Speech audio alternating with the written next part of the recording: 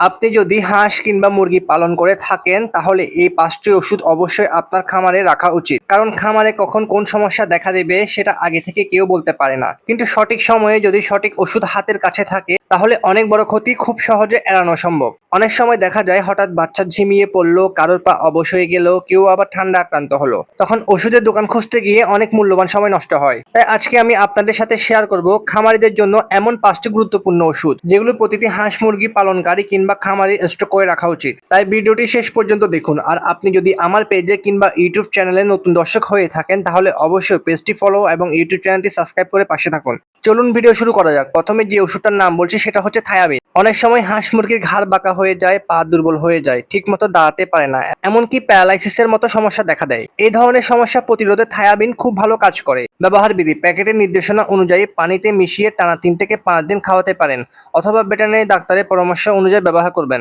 2 number রেনাসি। প্রচন্ড গরমে হাঁস মুরগি হাঁপাতে থাকে, মুখ খুলে শ্বাস নেয়, খাবার কম খায় এবং দুর্বল হয়ে পড়ে। এই অবস্থায় রেনাসি অনেকটা ম্যাজিকের মতো কাজ করে। এটি শরীরে ক্লান্তি কমাতে এবং হিট স্ট্রেস মোকাবেলা করতে সাহায্য করে। 1 লিটার পানিতে 1 গ্রাম রেনাসি পাউডার মিশিয়ে খাওয়াতে পারেন। রেনামক্স 13।